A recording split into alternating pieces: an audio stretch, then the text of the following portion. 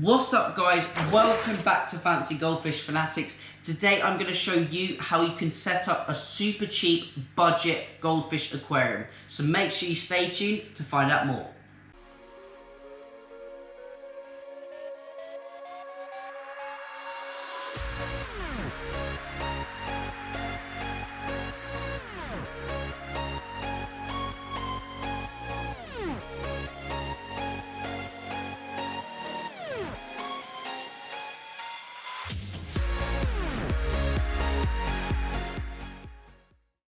Hey Fanatics family, welcome back. As always, check out all of those links in the description and make sure to check out our website which has our current sponsors on there. Today's video we're going to be doing a super cheap, super simple goldfish aquarium setup for newbies basically and for people trying to get into the hobby. I'm also going to tell you everything you need to keep your goldfish, all the extra bits of equipment that sometimes get forgotten and all of the little gadgets or all of the little things that can make this hobby easy for us.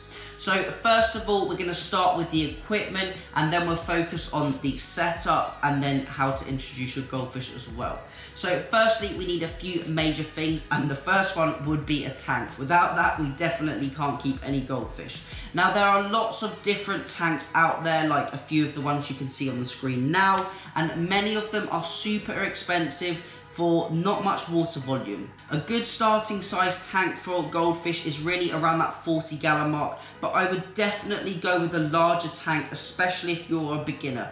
Something around the 250 to 300 litres is a really good size tank, and you can get quite a number of fish into that because this hobby is very addictive, and I'm sure you will definitely want to get more fish to add to your collection as time goes on. Now for a beginner, a 250 to 300 litre tank may look quite large, but you will soon realise that the goldfish bug has bitten you and you want more tanks and bigger tanks. So really it's not that big of a deal and it will almost fit anywhere in your home. There is always a space for a tank. So just move a bit of furniture around and make sure that tank can fit in your apartment or your house. Now as this is a budget setup, avoid looking in shops or online for tanks because they can be super expensive and really off-putting.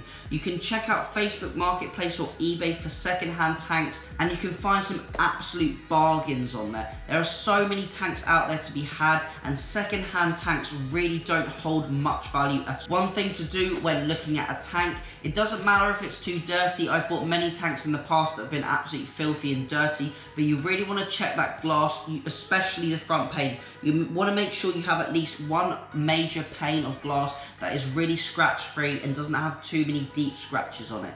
Next, you also want to check the silicone in all the way down the corners of the tank. Make sure it is nice and smooth, there is no jagged edges, no razor marks where people have scrubbed the algae off and started to cut into the silicone. You want to make sure that silicone is a good quality, is nice and spongy, it's not too hard, because if the silicone is quite hard it indicates the tank's quite old. And you can do a few modifications to the tank, like with this one I didn't quite like the rim setup, so I put some black tape which made the tank finish really nicely. It hides the water level and hides any bracing, etc. So there are other things we can do to combat that. Once you've got your tank sorted and established, you want to make sure it's also on a nice stand, otherwise you can have your tank on the floor. The Ryukin tank, for example, was on the floor at one stage with a bit of polystyrene under it and it did an absolutely fine job with filters inside it and also next to it as well. So you can have your tank on the floor, but if you can get an accompanying stand for it, that is great as well. Also make sure you have a nice thick yoga mat or polystyrene under your tank and on top of the cabinet to even out any imperfections, because we really don't want that glass to break. Now, so once you've got your tank and stand set up, you're going to be wanting to look at maybe heating options or filters. Generally, I would say Fancy Goldfish, the majority are fine at room temperature. Once you start going into the higher grade, the higher end goldfish, generally I would say it's best to heat them and keep them at slightly elevated temperature, a little bit more of a stable temperature. But the majority for beginners and newbies, room temperature is absolutely no problem at all. So now on to filtration. For filtration, we really want to over filter those Fancy Goldfish tanks. Generally, as the sole filtration, we want a large canister filter or a sump. Generally on their own, sponge filters, internal filters aren't quite man enough for the job. They do work, but you will need to clean your tank all the time, lots of water changes and lots of maintenance, which can be quite off-putting for new people into the hobby. So generally I would recommend a large canister filter, potentially the All Pond Solutions range, maybe the APS 1400 to 2000 would be suitable, and you can get some additional Biometer for that as well. Now, those All Pond Solutions canister filters are quite cheap in comparison to other brands like the Fluval or JBL ones. You can also check out Marketplace and eBay and Gumtree as well to pick up second-hand filters. When checking second-hand filters, as I said with the tanks, it doesn't matter if they're too dirty, but you want to make sure that rotor doesn't have any damage to it. You want to make sure there's no damage to it. You want to make sure when plugged in, it turns on freely. Now, if you are dry testing it out of water, only switch the plug on for a couple of seconds. Don't leave it too long because those rotors don't do too well when they're out of water, but it is best to test them to make sure they work efficiently. So if you don't want to purchase your filter brand new, you can check out Facebook Marketplace or eBay or something like that to pick up a large canister filter. Generally, we want to be aiming for 4 baskets if you can. We want some filter foams in the bottom, which are easily purchased off eBay, and you can cut those to size. You can buy pre-cut filter fleece or filter foams, but they are generally so much more expensive and do exactly the same job. So what I did, I just purchased some filter foams just like the ones on the screen now, cut them to size with some scissors, and they do the job absolutely fine. And I believe they're around 1/3 of the price in comparison to buying the specifically pre-cut by the manufacturer ones. Once we've got that foam material in the bottom, our coarse, medium and fine, then we want to focus on the Biometer. Generally, when you're purchasing a second-hand filter or a brand new filter, generally it doesn't come with the best Biometer. So we want something with a high surface area. Something like BioHome is an absolutely great filter method and a great biological filter. However, it is really expensive, and as I mentioned, this is a cheap budget style setup. So we can go for something like some ceramic rings or some lava rock or even alpha grog, which is an absolutely great filter method. They are really good, really cheap. The alpha grog and lava rock probably the cheapest. If I was going to pick between the two, I would always go for alpha grog. You want the small size, I believe it's called E25. The E40 is slightly larger. So if you can go for an E25 alpha grog and stack up those next 3 trays, you'll have plenty of biofiltration ready for your new goldfish. So we've covered the tank and stand, we've covered the filtration, next onto lights. There are so many different lighting options that you can use for your goldfish setup. For instance, I've got a Hydra 26 HD up there, which is a really expensive light, and then on the goldfish tank over there, I've got a $4.99 floodlight LED fixture, which works absolutely fine. So if you wanted to go for something like that, maybe £5 to £10 in a nice LED fixture, you can attach it onto the wall or you can build your own bracket. They work absolutely greatly, and I really would recommend those, especially for a budget setup. Slightly higher end than that, you could go for a night crew light. The night crew lights are great. You can get many different sizes. For instance, I believe you can get a night crew light for this entire width of this tank for around £70–80, something like that. And for a smaller 2 to 3 foot tank, you can get them for around £40, maybe slightly less. And as I said previously, if you go for a second-hand option, even cheaper as well. Generally, I wouldn't normally purchase electrical items that are second-hand because they could have some faults. So if you are purchasing second-hand, please make sure you have a really good look over the item and the unit. Make sure there is no damage to the cables, to the wires, it hasn't been tampered with, anything like that. So really do your due diligence on that. So now we've got the setup, everything is ready. Next, we want to be adding our water. So generally, it's absolutely fine to add some tap water to your setup, and we're going to be wanting to add some water conditioner, something like Seachem Prime or Tetra Aquasafe or Maidenhead Aquatics Aquasafe as well. Any of those, or I believe you can use a Quantum one as well. There's so many to choose and they all do exactly the same thing. I believe the cheaper ones to go for would be the Seachem Prime or Seachem Safe. They are really good to use and will make your tap water nice and safe for your fish. So now you've got your tank full of water, you've got everything running and your tank is looking sparkling clean. Now you could add some ornaments, some decoration, some sand, but as this is a super cheap budget setup, I'm going to ignore all of that because the goldfish don't need that. We've got an absolutely adequate setup already for those fish, and we've got a nice budget system set up ready for them. So next we want to be adding our fish. We don't want to add our fish too quickly. We want to let that water reach room temperature. I would say generally leaving it for a couple of days to gas off any CO2, any oxygen can re-gas into the water is absolutely fine, but we don't want to be adding any fish to an uncycled system. Now, uncycled, for those newbies and new hobbyists, means a system that doesn't have any bacteria present in it. The bacteria are going to be breaking down that goldfish waste into unharmful nutrients like nitrates, and we want to make sure that water is safe for our fish, and if we add those goldfish straight into that new tank, there is no bacteria to break down that fish's waste, and eventually the poisonous levels and toxicity increase in the water and can really irritate and even kill your fish. So we want to make sure that our tank is nice and cycled ready for our fish, and there are a few easy options to do that. I'm not going to delve into the nitrogen cycle in this video as I've previously covered that in the Back to Basics series playlist, but I will quickly run over a few of the key points and key tips. We want to make sure the tank is cycled. We can do this by taking some live filter media or live beneficial bacteria from a friend system, maybe a mesh bag full of alpha grog or mesh bag full of biohome, which will help supersede our brand new filter. Adding that into the filter and then adding our fish straight away is the best way.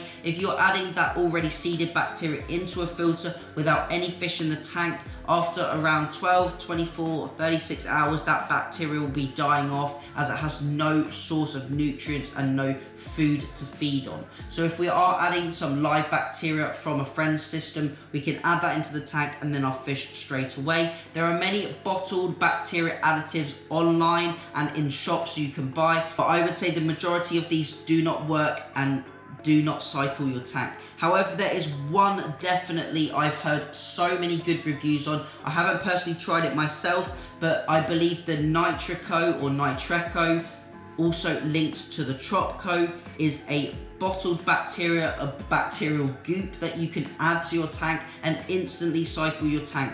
Now, generally I haven't used this before, so I can't speak for myself, but I've heard so many good reviews on this bacteria, and I think it's a complete game changer. It's not like these liquid bacteria additives that you can add. It is a bacteria culture that has been harvested from a main mother or father culture and then is sent directly to you, ready to be used straight away. So that is another way we can cycle our tanks. So now we've covered setting up the tank, filling up the tank, cycling the tank. Next we want to be adding our fish.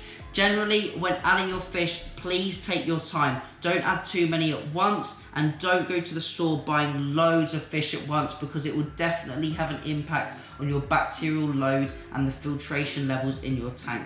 And as a newbie, we definitely don't want to be cleaning our tank a couple of times a week, because it is really off-putting until we get a little bit more into that hobby and delve a little bit more into the goldfish world. So once you've added your goldfish, I would say buy 2 or 3 to begin with. I wouldn't buy any more. Goldfish don't like to live alone, so that is why a larger tank is best, because we can get more in it, and then further along the line we can add more fish as well to build up your collection. So I would say generally adding around 2, maybe 3 fish at the beginning, dependent on your tank size, is the best way forward. And we want to be selecting nice quality fish. You don't want to be buying any fish that have parasites, any ragged fins, any fin rot, fungus, bacterial infections. We want to make sure those fish are looking nice and healthy.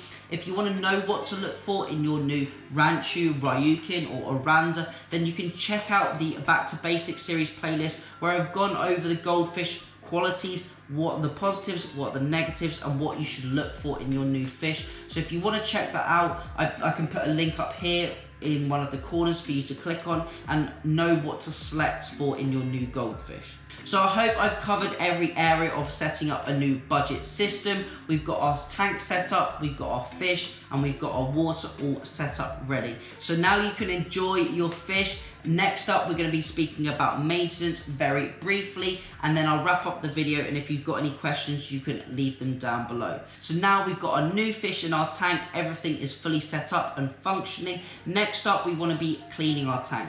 Generally, cleaning your tank can vary from tank to tank, and it is not a precise science. We want to be making sure our nitrates are not exceeding 30 to 40 parts per million, and if they are, we want to be doing a water change. Generally, it is a good idea to test your tap water nitrates to see what levels they're at, and then we can monitor our nitrate levels to see how long it takes for those nitrate levels to get out of control, ready for the next water change.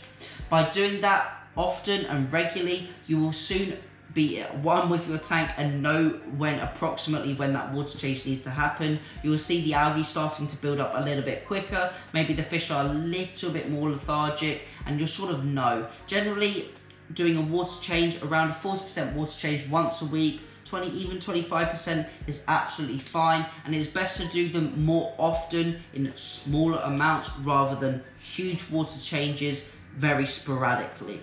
So we want to be using a gravel hoover or a gravel siphon. If you're using a direct hose from the tank down into a bucket or into a sink, you need to be super careful your goldfish do not go near that hose, because if they get sucked onto that hose, it is going to cause huge damage. And I've seen countless horror stories where people have got it sucked onto their eyes come out, sucked onto the wen, which has ripped the wen off, etc. So I would generally use a gravel hoover, which has a much larger surface area to suck the water up, and it means that the fish have a much better chance at swimming away. But we always want to keep the gravel hoover or the pipes away from the fish anyway.